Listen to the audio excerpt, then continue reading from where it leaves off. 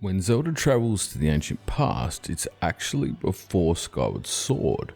The Zonai mystery is then actually part of a massive cover-up which, believe it or not, kicks off the origins of the Sheikah and helps to explain why their tech disappeared, and trust me, there's plenty more we need to talk about. If you want to solve many of the mysteries that have bugged Zelda fans for a long time, as well as solve the timeline debate once for all, then strap in, because you're in the right place. Tears of the Kingdom, to me anyway, contains all of the puzzle pieces that we need to put together the rest of the things that we've been looking at, and it allows us to solve the vast majority of the burning questions that have plagued us for quite some time. And it's quite surprising just how much mileage it gets us across the series proper. Better yet, for me, and hopefully for you, it'll give some context and understanding within the medium that we're dealing with. It's an interactive fictional universe, so don't forget that Zelda as a series does leave room for imagination and interpretation, which is both a blessing and a curse when it comes to trying to piece together these puzzles.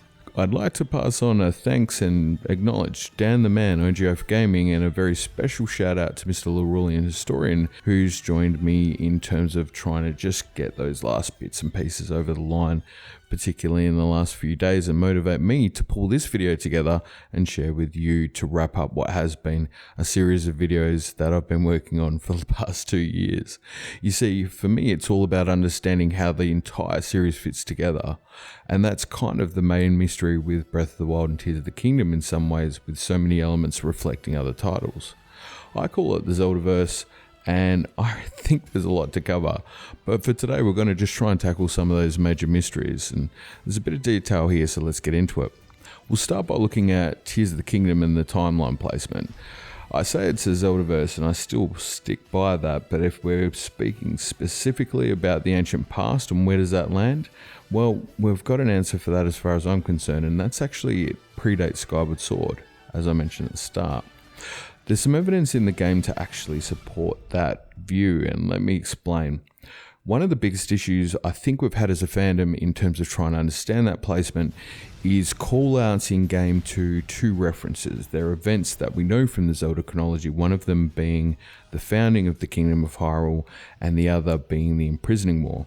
They are mutually distinct in the timeline. They're quite far apart. The Imprisoning War in particular referring to a time where there was a battle with Ganondorf and the Seven Sages that actually took place in the Sacred Realm and involved the sages sealing Ganondorf in there. I say it's in the Fallen timeline. It takes place after Ocarina of Time, where Ganon is able to gain, allegedly, the full Triforce after defeating us, Link, as the player. It's a controversial take, that whole spin, and for me, I think it exists in my mind, and how it's reinforced is that we, as Link, are the player. We decide how the game goes. We are the definition of whether we win or lose, and it's very meta, I get that, but I actually kind of like that we have a say in how the game plays out. What makes Ocarina so different, of course, is the fact that Ganon obtains the Triforce in that particular game, and it splits, and when that splits, it's reality bending stuff that ensues. But we also have the fact that Zelda at the end of the game decides to send Link back in time to his childhood, and we have a Link who's in his childhood and one in the adult timeline is missing, and so therefore we see these realities tend to split off. How does that relate to the founding and the Kingdom of Hyrule and our interpretation of Tears of the Kingdom? Well, I guess it comes down to the fact that how can Zelda have travelled back to this place where we meet the Zonai version of Rauru, who's saying he's the original founding king and married to Queen Sonia, and how can that also be the Imprisoning War? It doesn't quite make sense. And I think a lot of it comes down to that title, because realistically, when we look at the description and the bio, there's some clues that have been left for us to help piece together that puzzle. It refers to King Rauru as one who has been imbued with the power to combine the energy or the help of the five sages in order to imprison Ganon, and the key word there is imprison. It's a similar word used for Zelda, who's cited as being the heir to a power or heir to a power that imprisons darkness.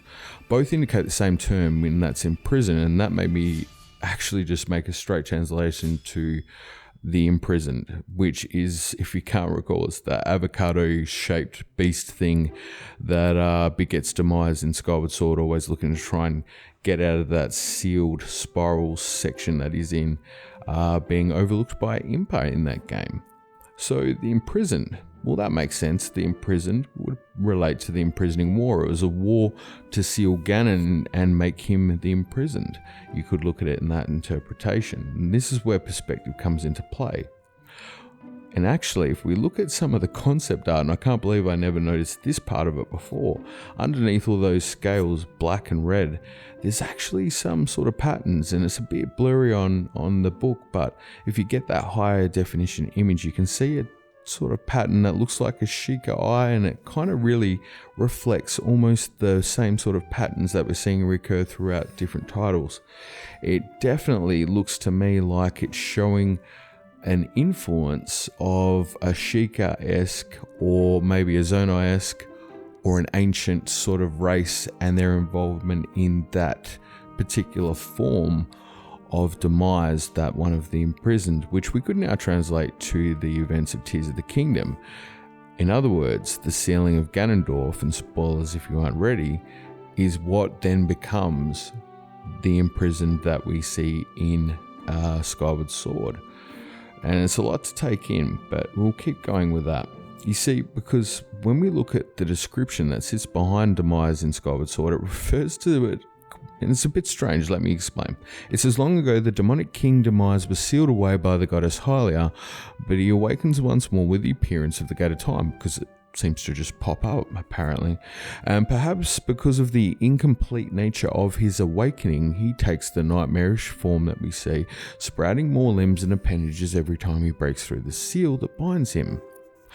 It's a weird way, it's very specific. It seems innocuous, I guess, at the time. You would read it and it would seem just weird, maybe translation issue, but looking at it now, that wording is quite particular. It would tend to suggest that the Gate of Time is indeed a function of this variation and the form of the Demon King. No doubt aligned with the Sheikah's role in Skyward Sword and the innocuous time travel and the shenanigans that are at play, also impacting various aspects of the timeline with reality bending type decisions being made either side of a past and present.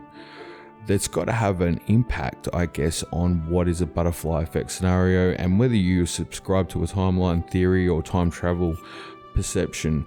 I've tended to go with more of I guess, an established view from what we see in, relativity and the likes in our real world, but irregardless, there has to be some sort of consequence that is definitely playing out. And if you follow that sort of dotted line, we certainly seem to see a suggestion of that from Tears of the Kingdom to Skyward Sword. But enough about that, we'll move along.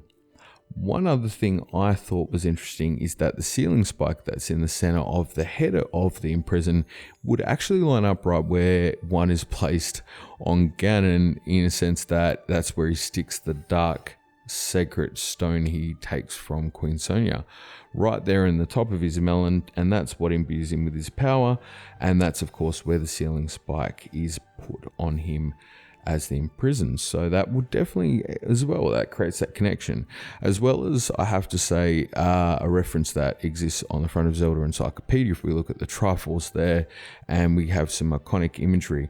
I'll talk about the other two a little later, but specifically, I guess I have touched on them in the past. For Link, we see this double triangle and this association with the Triforce, but that double triangle very much features in Rauru's garb. We saw that in the preview trailer. I highlighted that. It wasn't a surprise for me. It's something that I've seen associated with Link before. I initially thought it was to do with courage, but as it turns out, I think that's more about the balance of the Triforce that Link brings to the party. It's about his role in being the chosen knight and the chosen hero, one who has to undergo the trials and prove his worth and balance in those three virtues.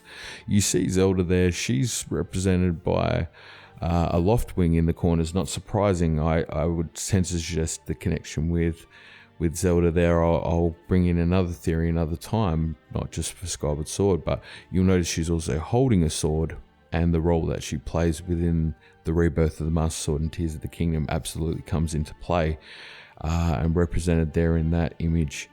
There's also the sun and moon depiction, the Amaterasu and the light that she brings, and that representation of Japanese mythology and imperial regalia is very, very much on the nose. Like it's a straight translation, and even down to the mirror and the role that plays in Zelda lore is just absolutely phenomenal. And it's incorporation of the mythology of Japanese traditions, but also a blending of Shintoism, Buddhism, Taoism, and other cultures around the world that seems to come into play. Going back to Ganondorf, of course, we've got this star that seems to exist in the corner. That star, for me, I like to liken to Mikaboshi. I think is actually the inspiration for Ganon as a character. But aside from that, and by the way, Mikaboshi is referred to as the Dread Star, which would align Majora's Mask and the Moon, but specifically for Ganon and for what we see here with Demise or the Ceiling Spike, it very much would align with that pattern of that wound of the Ceiling Spike. Funnily enough, not too dissimilar from the same one that he has in his chest in Twilight Princess as well, and you could argue would probably be what would result from having Rauru stick his hand and arm straight through the center of him as he seals him in Tears of the Kingdom's ancient past. So you can see these connections being made along the way. Certainly things that seem to align and cause connections in titles past and present. But we'll move on from there because, as I said, we've got plenty to cover. So what does that all mean? Well, the one implication that I really actually enjoy about that is that would actually tend to suggest that Ganondorf takes his top dog status as the original big bad. It would mean that technically Ganondorf's sealing results in him being what becomes the imprisoned, mainly due to this instance where the Gate of Time just seems to pop up, as well as I'd say some time-bending shenanigans and him trying to escape that seal. It results in him changing form or shape into the imprisoned, and therefore he changes shape and form again, coming out as Demise. And it's funny because we always, I guess after Skyward Sword, we always thought that Ganondorf was the way he looked because he was inspired or it was something that resulted from Demise, but it's actually gone the other way. It was Ganon was the original, then it went to Demise, and it comes back to Ganon later in the series in terms of the games that were played in the timelines to date, which is kind of cool. I personally like that interpretation of it. You can take or leave that as much as you want, but for me, I felt like that was really cool. Another interesting point would be to consider, I guess based on what we're seeing here, the role of Hylia and the Hylians. You see, the Hylians might have played more of a significant role than we thought. They weren't just, a helpless bunch that was sent skyward and Skyward Sword, because Skyward Sword tells that story. But if we're saying that this is the story that Skyward Sword is saying, then the Hylians maybe weren't as helpless as we thought. You see, they're a little bit like their savior in a sense, and one who would come and return to them in a mortal form one day. And I'm talking there about the incarnation of Zelda, one and the same as the Zelda in the future, born from the Hylians, and thus I debate that the goddess Hylia is named from the actual Hylians themselves. I've got reasons for that I'll leave for another day, but going back to Zelda, the royal lineage here has a clear line to the daughters of the royal family being named Zelda. It was something that's come up in past titles. We'll always name the Princess Zelda from there on in like it was a tradition. What we get with this is actually a determination that had to happen. It wasn't established as a nice to have, it was a need to have. You see, everybody had to name their daughter Zelda, knowing one day that if they didn't, it might break the line in terms of this Zelda in the future who has to come back. It's the bloodline that would follow through and travel back from the future there to this ancient past, which for them would be present day, in order to meet Rauru and Queen Sonia and Minoru to aid in that battle against Ganondorf and add her power to that particular situation. But also, it would be Queen Sonia who would train her in how to use her time manipulation powers, and that would be a factor in her ability to have this instilled unconscious sort of sense of how to activate that time shift when she falls in the future to come back and therefore enable the saving of Hyrule in the future by the rebirth of the Master Sword. It's a really well thought out web. And the more we peel it back, the more we can start to make other connections to other instances and mysteries that might have remained. So let's do that right now. You see, Zelda, as a result of that, couldn't know her destiny. And one of the things I noticed in the memories, and my wife noticed it too, and we kept wondering about it a lot, and I think I've got the answer for it now. There seemed to be almost a prodding from the events that happen and a guidance from Rauru, Sonia, and Minoru.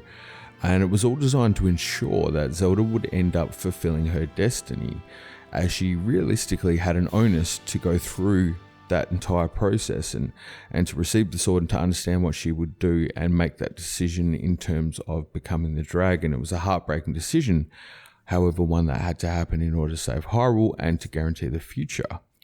And whether that was a conscious decision or not, you could debate, but I would suggest it is. And I'm referring to the prompting or priding from Rauru, Minoru, and Queen Sonia, that they knew what they were doing, that they knew that this had to happen. And I'll point out why. You see, they knew that she had to do that because they also knew that they would be there for her return, where they would be there as a deified or spiritual level to help assist with Link's power when Rauru receives the arm back to restore Zelda back to her mortal form. But also, they knew that there would always have to be a Zelda.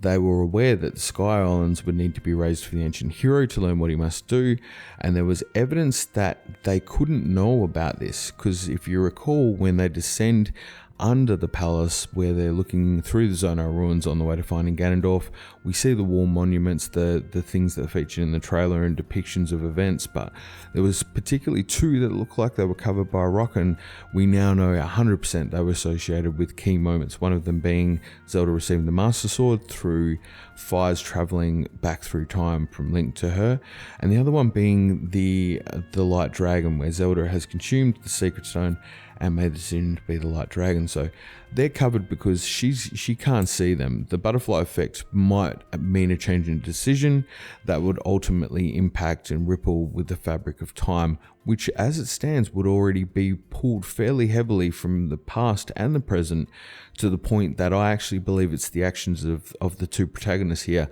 that is literally driving the upheaval event that occurs. You'll note that the timing of it is perfectly when Zelda blips back to the ancient past and Link is there in the future or the present, that indeed it's the pulling of the fabric of reality that's causing that upheaval, which is absolutely brilliant when you consider it from that angle. Beyond that though, you'd have to say that it's another issue, or whether it's right or not, but it could apply the same logic to Link, and indeed that would then apply to the 7 Heroine statues, and for me anyway, the 8th hero, why it was separated, why the sword was separated. This was all part of creating a mystery, but also making sure it wasn't 100% clear the role that these people would play. They were fated to play a role in the destiny of Hyrule for this particular adventure anyway, but it was very, very important. They didn't know what it was, and that related to them. But we had speculated on these things in the past, and certainly it looks like the evidence is there that it was acknowledged in different ways, but maybe at some point a decision was made to make sure it wasn't blatant. Obviously that would impact the course and decisions that would have been made. It's about now that we're really going to delve into less about the timeline being confirmed and more about the actual Zelda-verse and how that's quite real at this time. Let's start with the royal servants and the Chamberlain as an example of these people who were left to care for the royal family's legacy following the death of Queen Sonia, the sacrifice of King Rauru, and indeed the sacrifice of Zelda and Minoru, who would all suddenly depart in various ways around this time. It really does actually seem to line up with that concept and conflict of the Imprisoning War, in the sense that it really took its toll on these key players, but left to carry the torch were people like this Chamberlain, and they were Hylians by nature. And they were tasked with not only carrying that legacy forward, but also a sense of urgency and secrecy about certain pieces of information, also assisting with raising those Sky Islands and ensuring the legacy for the future hero is there, and indeed sort of carrying the key words and elements of what has happened in the past by carving these ancient stone tablets, the ones that we discover as one of the side quests in the Sky Islands, that help to fill out the background lore and what happened in the ancient past. And it's the Chamberlain who essentially takes on this role of being that scribe, which is really cool. Now, who that person is up for debate as well, but we could say that they are imparting knowledge to us and play that role. And that fits in very much in line with the characterization that we're very familiar with in Zelda, that's Impa. Now, whether that would be the original Impa or is it the Impa from Skyward Sword, is it even an Impa at all, is all speculative. But certainly she seems to fit that role in terms of the dialogue or the narration of these tablets as we've collected them in game. What happens here is that they're tasked with carrying on the burden of knowing the sacrifices that are made by Sonia, Rauru, and Zelda, and they're sworn to uphold the lineage of the bloodline. This makes them the protectors of the royal bloodline, and they have this secret knowledge that they need to keep, and they need to hide it. And also, when the Sky Islands were sent away, this was to also ensure they would be safe in case Ganon was to ever escape or resurrect. This is where you can start to see, if you tie those elements together, what I've just described there about a race of dedicated people or a group of dedicated people who have come together and had to carry on this high level of duty, it would really fit that bill of the origin of the Sheikah. It would exactly sound like that time they came together, and how you could see how that would go moving forward. But particularly, it's also supported in Tears of the Kingdom when we look at the character bios, that they refer to the Sheikah now as Hylians. So we get that clarification that they do indeed come from the same race, and so it's not too far a leap to go from Hylian to a Sheikah, and that would definitely be the motivation to move. Beyond that, though, I think it's fair to say that this included the naming of the princess as well, which I referred to earlier, and we had to make sure that there was a chosen hero that would be capable of wielding the Triforce and balancing the virtues. And that was sworn to secrecy because, like with the butterfly effect we talked about before, they couldn't know. And he didn't need any distractions either. But also we had to ensure the future of key players and development of the future outcomes, that they come into play as we move forward, because Zelda, by the by, is always going to be embracing the new generation to ensure it stays alive and healthy for many years to come. And I think the last point in just this introduction for this section is to talk about the Zonai name, Naozu meaning mystery. It seemed a little bit on the nose when we were talking Breath of the Wild, but now I actually begin to unravel the larger mystery that's at play. It's perfect because it was a hint to really, really look at the Zonai much more in depth, and not as in look at the Zonai in the swirl pattern or whatever it might be, but to look at what the connections were between them and the other races. And I can summarize that by saying my determination was, whereas the fealty that was referred to in the game, it's kind of a callback, and a lot of people said that was definitely Ocarina of Time, with Ganon providing fealty to the king. In this scenario, I very much took it that this Rauru was more of a benevolent king, and that the fealty was mainly only Ganondorf that would have been potentially refusing to come together in this kingdom. It seemed like he had a different relationship with the rest of the kingdom, and it is definitely implied that they descended from the heavens and were deity-like creatures. And certainly I know Larulian's helped with some of the translation around that as well. That really supports who these people were. I can't answer all the questions on them, but I've got a far better idea of who they were and what they've done, but also the role that they might have played had things been different, which is quite interesting. Returning back to that concept of Impa, I feel like she plays the same role, the Chamberlain, as the one from Skyward Sword, but the Sheikah have not formed, and that Impa character could be tied to the Chamberlain, could not. We know she scribed the tablets, and we know she has a love for Zelda. She actually seems to apply for the role almost before Zelda is even confirmed by Sonia, and it goes a long way to show that there's a connection there, a very strong connection. The Sheikah Crest is something that also carries the influence of the Zonai, and it's depicted with their three eyes, and indeed the tears that are shown there are hearkening to those that adorn the king and queen, symbolically reflecting the sorrow that Impa feels upon their passing or movement from this corporeal world. It's also something that is shown in stone tablets, and it acts as a commitment to uphold the legacy. And I think that's an important part. I could see now why they would tattoo that on themselves. It's an important job and one you would take seriously. And that also almost explains the mood of Zelda and Impa at different points in time as well. I'd be sort of grumpy and stern if I just had to always be very much solidly on. And I think that makes a lot of sense.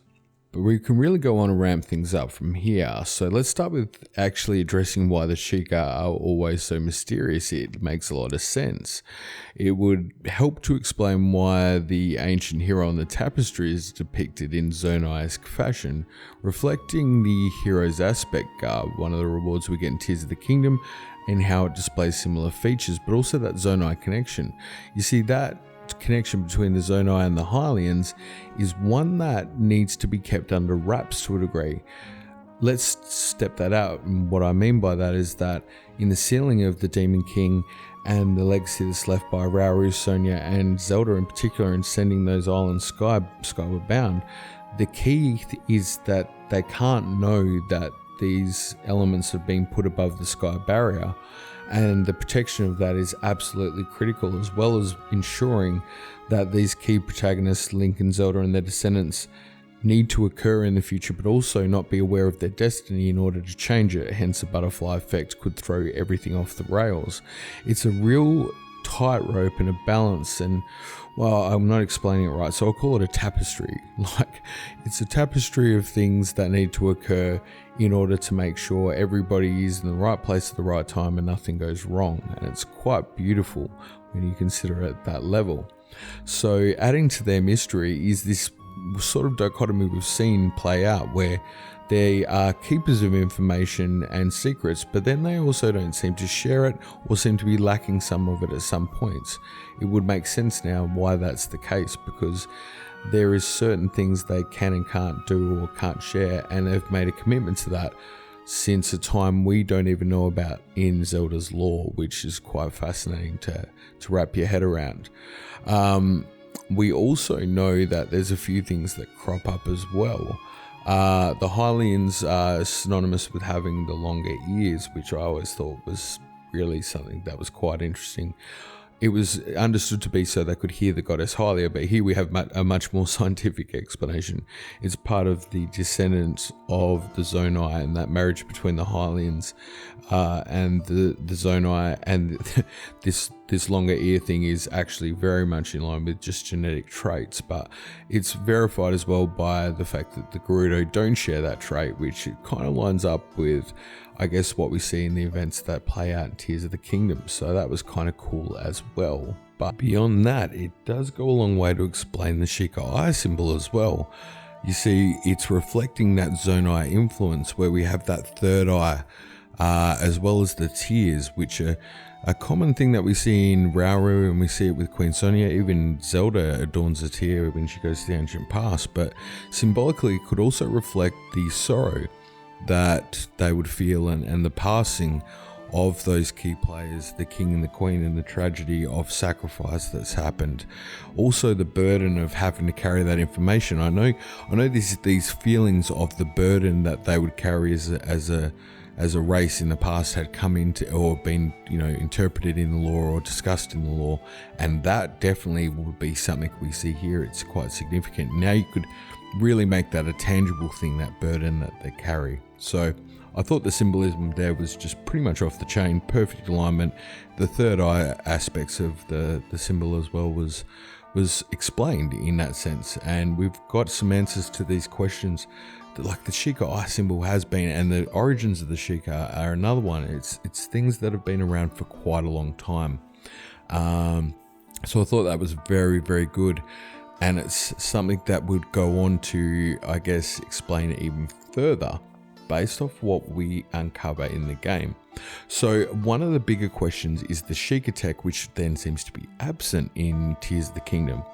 And a lot of people have chalked this up to a lack of care by Nintendo. They're translating the recent advice from the devs and Fujibayashi as a distancing and providing a lack of reasonable lore in game or an explanation as to how this has happened. It's really something that people have taken on personally, I think, and I would actually argue it couldn't be further from the truth. In fact, just as the ancient stone tablets show how Zelda and her travel to the past have influenced legends and tales of eras since been, we now see specific examples of how that plays out coming into the present day in Tears of the Kingdom. The greatest example there, I think, in the tablets is the catalyst role that Zelda plays in relation to the mushroom patterned outfits. It's described here that she goes back in time and I guess shows them off, and it ends up becoming popular in that area of the ancient past too. It's actually the result, or a trigger, a catalyst if you like, of another person taking that on, a tailor of sorts who builds these clothes and fashions them to look in a similar vein. They then become popular in the past, and then that is obviously an influence to what occurs in the future. Wordsworth makes the comment about how CC would really appreciate it and how trends go in cycles. All this seems to be a sort of a nod and a wink to what we're experiencing in the game, but we definitely know that there are direct impacts of Zelda's time travel where moments like this change the future. They can be paradoxical in nature sometimes, and we see that with Song of Storms and Zelda's sacrifice in Skyward Sword in becoming the Amber Crystal. The things I've referenced in a lot of the theory stuff I've done today, and that's been part of me trying to help bring this theme back up, because it is a trope, it is recurring, and it's important to understand how that works because it is definitely at play here as well. And going back to those tablets, there is a lot more detail that we're able to garner from those with that perspective of understanding this timeline placement. We've got the Shrines of Light being built, and it's one where they say it was done by Sonia and Rauru not long after the founding of the Kingdom of Hyrule. And this is hugely significant if we understand this timeline placement and their role. Let me explain. It's almost emphasized how they came about doing this through a combination of their light and time powers, and that enabled them, I guess, the insight and the ability and the functionality to be able to create these Shrines of Light, described as being absolutely applicable because of a fear of the monsters that would plague Hyrule, and it would allow them to be sealed. We know, though, that they come into play for the hero. They're part of his training, they're part of his growth, and ability to therefore take on Ganon in his full-blown demon form and beyond. So that would suggest to me that there's foresight and foreshadowing at play, which means they knew what had to happen and instigated that process for the reasons that not necessarily were explained in this tablet. In fact, I dare say those reasons were hidden and kept within those two individuals. So why is that significant? Well, I refer back to that point when Zelda travels back, that once it's established that she has traveled back in the future, there's this acceptance of her as definitely a descendant of the royal bloodline, and this kind of prompting to do certain things at certain times that, whether there is anything to it, I would suggest that it's a guidance, it's a nudge in the right direction of fate to get things to go in the right way, and it wasn't necessarily done with any malice, but it did ensure that things went the way they had to, and they did have to go that way for events to end up on the other end. It's an interesting way of understanding it, but I think, we know for a fact, for example, that Minoru has some sort of ability to transist or keep her soul alive, and so as tough as the decision might have been for her to tell Zelda about draconification, she did have a vested interest in becoming an immortal form and being able to transist to the present day to help Link as a sage and ultimately defeat that evil. So it's in really, I guess it's a tough way of looking at things, because I know I just didn't quite get why, for example, Minoru would raise draconification. It just seemed like you're putting something out there that's a terrible idea and putting it in someone's head for no particular reason. Why would you do that? And here I felt like we got ourselves a little bit of an answer, which was very good. Let's look at another one. So this relates specifically to, I guess, that idea of draconification, but more so a theory that's done by my friend Dan the Man, and it's on his channel. Go check it out. It's a short video. It's worth your time though, because it will answer one of the bigger questions you've got. And I think what this placement would do is re-emphasizes that his theory is probably bang on the money. whether you agree or not, again, we could debate this for some time, but I want to put it forward mainly in relation to that concept of Minoru raising this draconification aspect. It means she's seen it before, and that's why she knows it's forbidden. It has to have happened. She has to know it's forbidden in order to raise it. And Keely, who was in the chat when we did the stream today, referenced that with the 3 golden goddesses, and we were talking about Dan's theory, and she mentioned how they said that after the work was done, the golden goddesses ascended, and it really did bring that visual of the dragons ascending. And where I'm going with this is, if you didn't get, was Dan's theory was that when the 3 golden goddesses had created Hyrule and finished their labors, they actually may have swallowed their piece of the Triforce. And that would actually be their relation to the springs of wisdom, power, and courage. They are the dragons and protectors of those, and that's their ongoing labor or toil.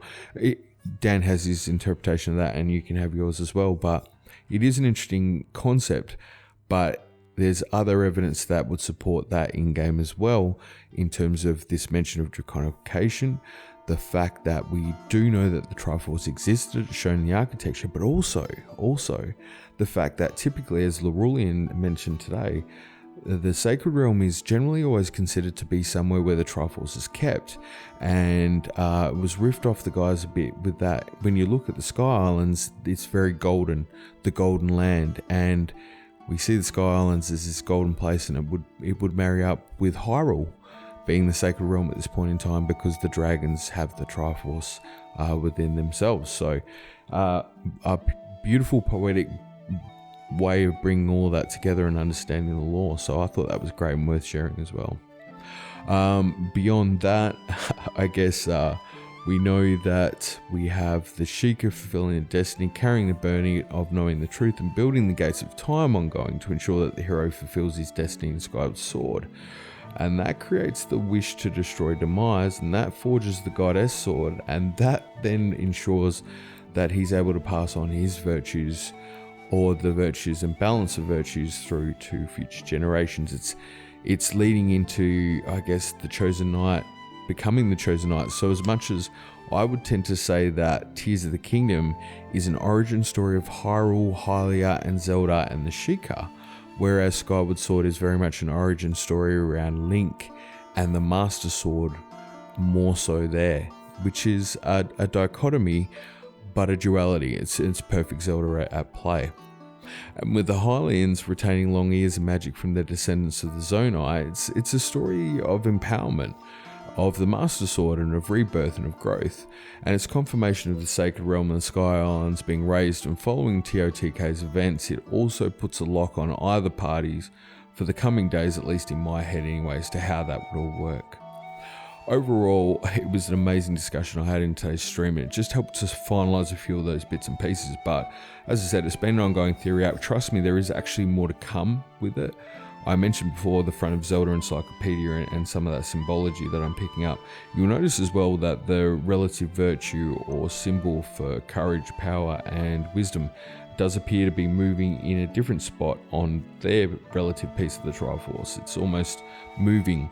And if you've watched Master Theory on my channel before, you'll know what I mean when I am referencing the movement of the virtues and the colour associations. I won't dwell on it here today, but there is plenty more to come. By the way, if you look at that double triangle symbol that I was talking about with Link in the balance, you'll notice that on the Gate of Time, and well worth taking a look at, because the Gate of Time has some connotations, I guess, in terms of the other titles as well.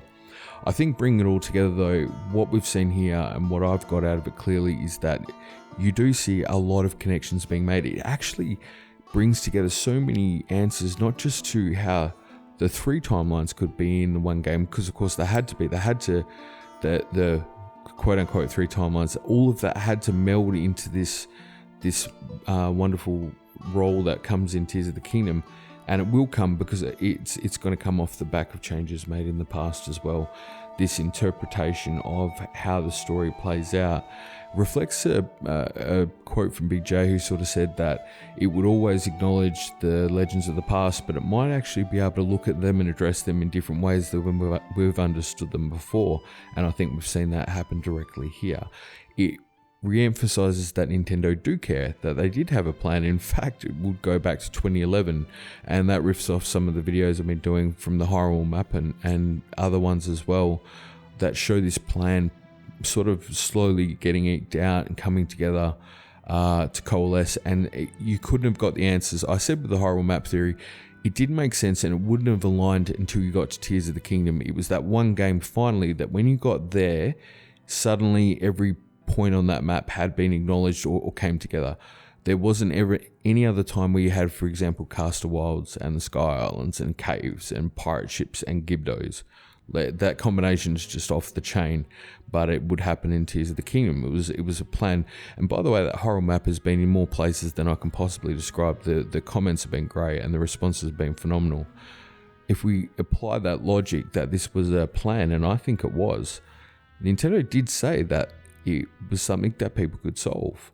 And I'd like to think that maybe when we look at it in this way, the amount of things that start to make sense in terms of, I guess, the background of the Sheikah, that their origins, I could never figure out how that works, but now I could totally see it happen there. It could happen in that moment with that responsibility, with that burden.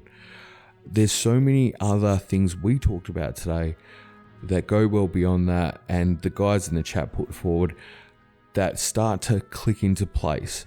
And I'll stop short of saying any more there because I know Larulian's got some stuff he was talking about, and I'm sure he'll post it. Check him out on Instagram, Twitter, TGL Medora.